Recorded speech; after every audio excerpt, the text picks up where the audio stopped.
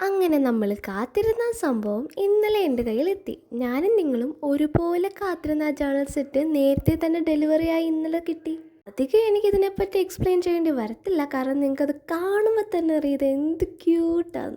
First തന്നെ ജേണലിലൊക്കെ use ചെയ്യുന്ന square grid lines വരുന്ന ഒരു ബുക്കുണ്ട്. അത്യാവശ്യം നല്ല പേജും ഉണ്ട്. അത് കൂട്ട് അതിനൊരു ഫ്രണ്ട് കവറും കൂടെ ഉണ്ട്.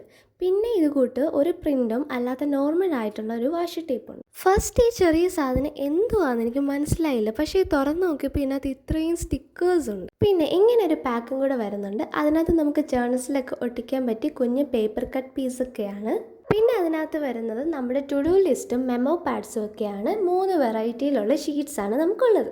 പിന്നെ നമുക്ക് ലെറ്റേഴ്സൊക്കെ കൊടുക്കാൻ പറ്റിയ 2 ക്യൂട്ട് എൻവലപ്പും കൂടെ അവരതിനകത്ത് വെച്ചിട്ടുണ്ട്.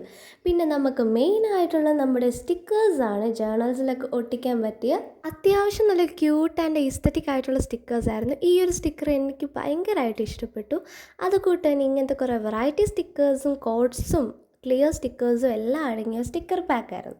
പിന്നെ ഇതെന്തോ സംഭവം എനിക്ക് മനസ്സിലായില്ല. എനിക്ക് തോന്നുന്നു ഇതിങ്ങനെ ടിയർ ചെയ്തിട്ട് നമുക്ക് ഒട്ടിക്കാമെന്ന് തോന്നുന്നു. അങ്ങനെ ടിയർ ചെയ്യാൻ പറ്റുന്ന കുറേ ഷീറ്റ്സും ഇതിനകത്ത് ഉണ്ട്. ഈ ഒരു ഒറ്റ വീഡിയോയിൽ തന്നെ ഈ ജേണലിനകത്ത് എന്തൊക്കെ അടങ്ങിയിട്ടുണ്ടെന്ന് ഞാൻ ഇതിനകത്ത് എക്സ്പ്ലെയിൻ ചെയ്യുന്നു. പാർട്ടിസിപ്പേറ്റ് ചെയ്തവർ സ്കിപ്പ് ചെയ്യാതെ കാണണം കേട്ടോ. പിന്നെ നമുക്ക് ഇങ്ങനെ ഒരു ഷീറ്റും കൂടെ കാണാം. ഇത് മറ്റേ ഷീറ്റിൻ്റെ കൂട്ടി ടിയർ ഒന്നും ചെയ്യാൻ പറ്റത്തില്ല. അത്യാവശ്യം സൈസൊക്കെ ഉള്ളൊരു ഷീറ്റ്സ് ആയിരുന്നു ഇത്.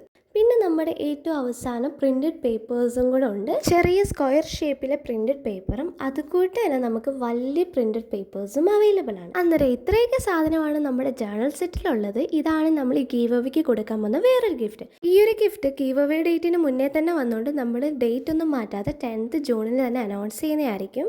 അന്നേരം ഇനിയും ആരെങ്കിലും പാർട്ടിസിപ്പേറ്റ് ചെയ്യാൻ മറന്നിട്ടുണ്ടെങ്കിൽ വേഗം പോയി പാർട്ടിസിപ്പേറ്റ് ചെയ്യുക.